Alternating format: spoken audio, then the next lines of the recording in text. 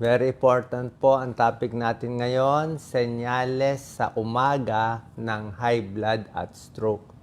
Okay, iba kasi yan, lalo na sa umaga umaatake itong high blood, sa umaga umaatake itong stroke. Explain muna natin. Unang-una, ang kinakatakot talaga natin lahat, hindi natin alam. Pag nag-edad tayo, baka biglang ma-high blood, hindi tayo ready. O biglang ma-stroke, hindi natin masabi kung may bara na, di ba? So, ang problema dito, itong stroke and high blood, kahit itong heart attack, sa umaga siya mas madalas umaatake. Base sa pag-aaral, usually mula paggising, 6 a.m. hanggang 9 a.m., dyan madalas yung atake ng high blood at stroke. So, yan ang binabantayan nating time na napakahalaga paggising ninyo. Actually, naalala ko lagi nanay ko kasi nanay ko nung nabubuhay siya, nung umaga siya na high blood, 7 a.m. Umaga rin siya na stroke, 7 a.m. Mga matatanda kasi paggising sa umaga, gusto maligo, gusto maggalaw-galaw, diba? Gusto mag-ayos-ayos, bagong gising, masyado excited, high blood. Bukod sa umaga na stroke, isa pa napakahalaga, dapat tandaan ninyo, kasi ginagawa natin itong video, hopefully makasave tayo ng buhay, pag mainit ang panahon, pag summer. Pag summer, sabi ng mga neurologists, dyan dumadami pasyenteng may stroke. Bakit? Mainit Ayaw ng katawan natin mainit. Nung na-stroke nanay ko, summer yan, mga Mayo o June yun Sobra init. Tapos, yung mga matatanda, gusto pa maligo ng mainit. Sa umaga, mainit na. Ayaw naman mag-aircon, nagtitipid. So, may stroke talaga. So, yan po pababantayan natin na kung meron kayo binabantayan matanda o sarili man. Pag mainit ang panahon, delikado. Baka ma-high blood, ma-stroke. Pag sa umaga, mas delikado kasi nga mas excited tayo. Tapos, mas matanda.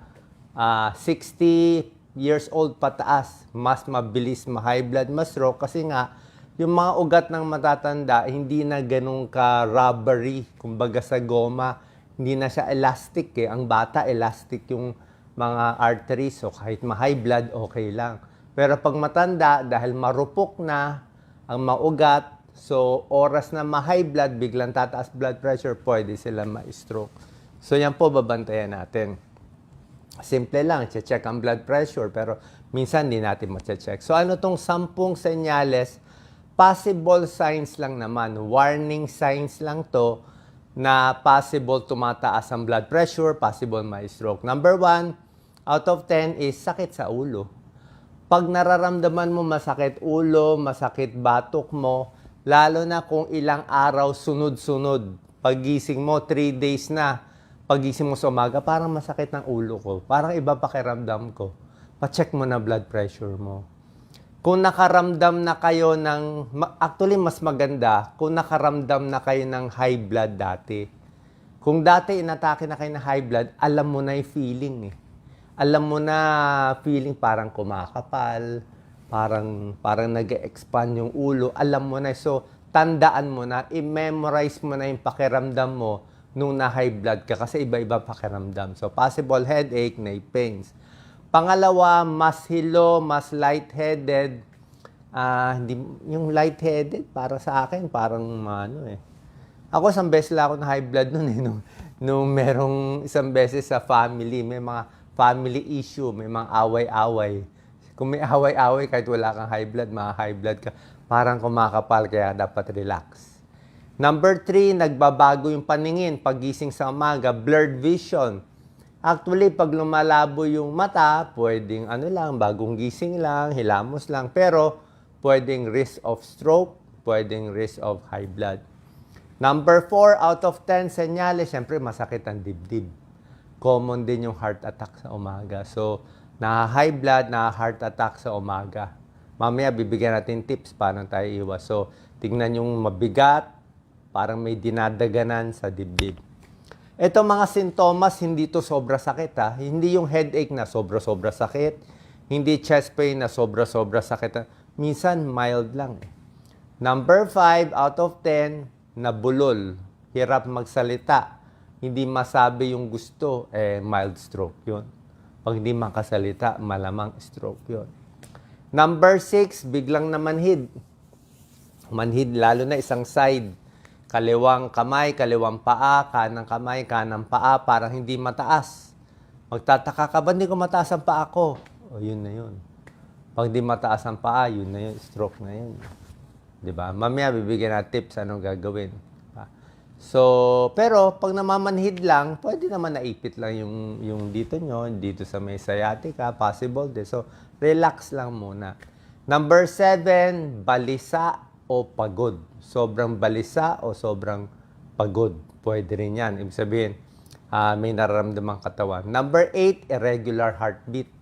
Paggising mo, lakas ng kabog. Okay? Paggising mo, malakas ang kabog. Irregular heartbeat. Number 9, hirap huminga. Okay? Paggising mo, parang nagpapanik ka. Pwede nagpapanik ka lang or hirap huminga.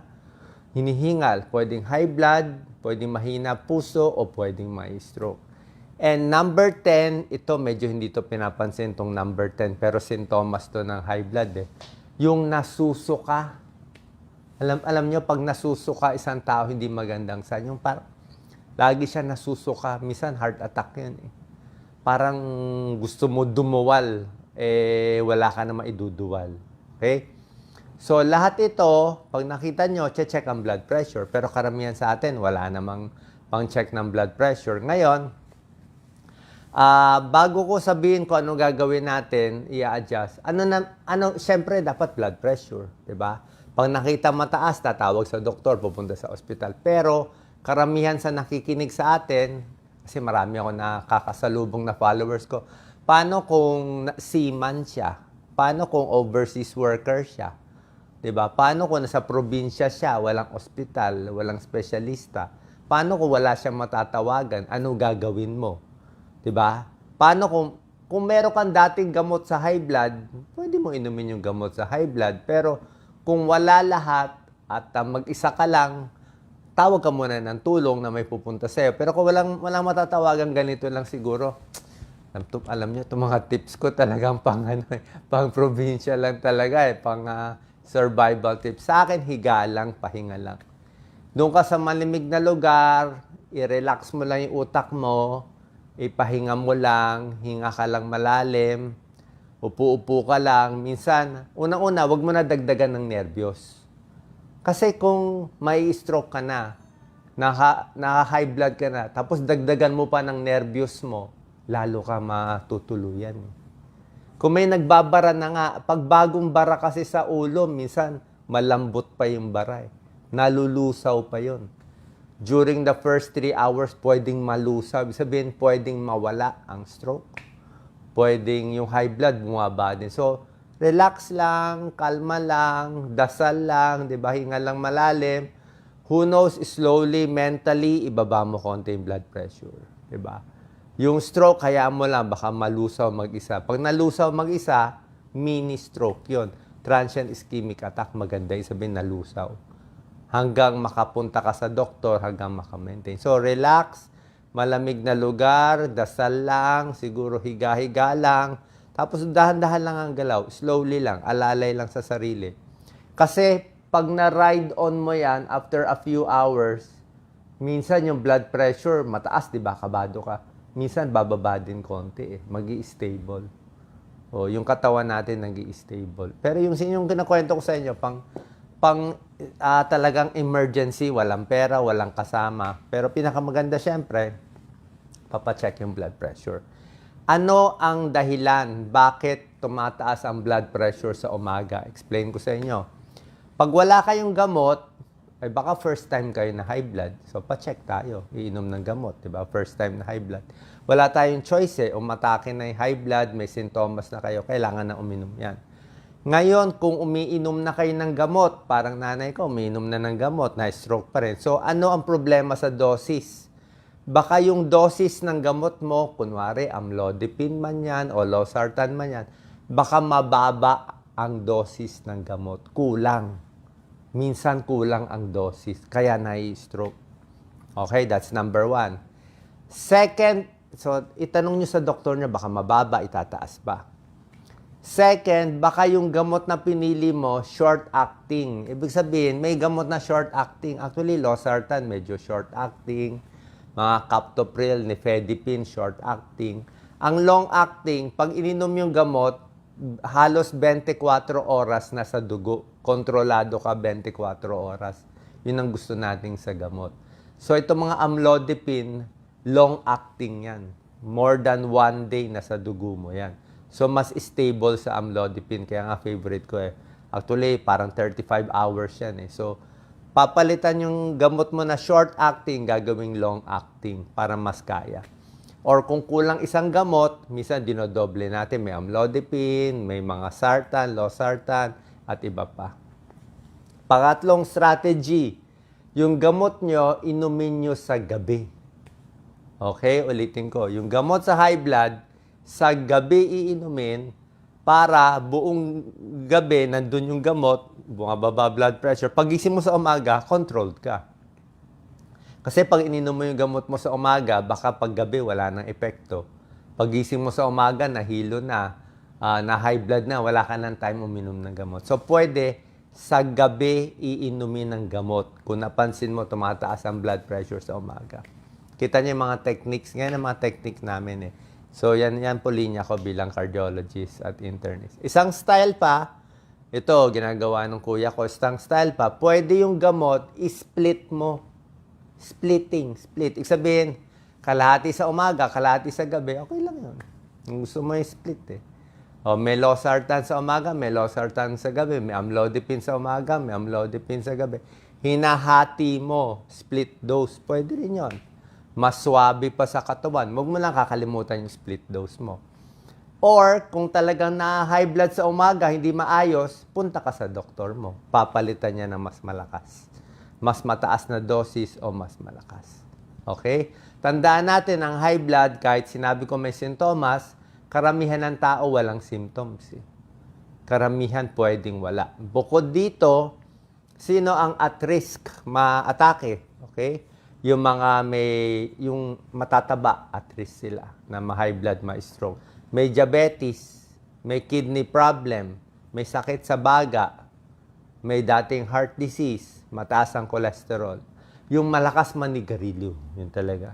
May edad, above 60, above 70, higher risk. Lakas uminom ng alak, maalat kumain, puro maalat, chicherya, puro matataba, very stressful ang buhay. Nagkagulo, may away sa pamilya, may away sa trabaho, may kaso, may legal case, very stress. May kaaway, very stress. Kaya sabi ko sa'yo, hindi maganda. Kulang sa exercise, pwede rin. Paano malalaman kung may high blood sa umaga? Check lang yung blood pressure. Okay? Papa 2D echo sa puso, may ECG, may blood test. Okay? So, yan lang po. Regular exercise, balanced diet, at syempre, pagdating sa gamot, ang mura lang nga, yung mga amlodipine, o maraming klaseng calcium channel, may felodipine, at iba pa, lasodipine, pero sa akin, mura ngayon yung amlodipine. Losartan, maraming klase, may valsartan, at iba pa. So, hanapin nyo yung tamang dosis, huwag kakalimutan, huwag magpapainit, bantayan tong morning high blood pressure. Kaya kung magpapacheck kayo ng blood pressure, at least sa umaga, i-check nyo. Okay? Ayaw natin matsambahan. Baka may mangyari kay tatay, kay nanay, kay lolo, kay lola. Sayang naman. Lalo na pag nagkakaedad, mas marupok na kasi itong mga ugat natin. Okay? Sana po nakatulong tong tips. Share po natin sa ating kababayan. Lalo na may namimit akong mga seaman. Sabi nila, pinapanood daw nila ako sa barko. Nire-record nila. Sinabi ko, itong mga gagawin. Tapos meron kayo emergency medicines pala. Emergency medicines yun, may amlodipine kayo. At isa pa pala, kung meron kayong pamparelax, maganda rin. Kung meron kayong pamparelax. Hanap kayo ng doktor na kaya magreseta na may S2 license. Yung mga Valium, diazepam, mga alprazolam, Saynor, Lexotan. Okay lang yan. Hindi naman masama yan. Hindi ka naman masasanay sa isang tableta eh. So, merong mga pampakalma na tableta, pag talagang high blood ka, minsan yung high blood mo kasi nervyos eh. So, high blood na nervyos, hindi na makontrol uminom ka na lang sa tabletang pamparelax. Baka pag nainom mo yung pamparelax, bababa na yung nervyos mo. Mawawala na rin yung high blood mo. May chance ka na magpagamot. Okay? So sana po may tulong tong video. Dapat less than 140/90 ang mga blood pressure ninyo. Salamat po.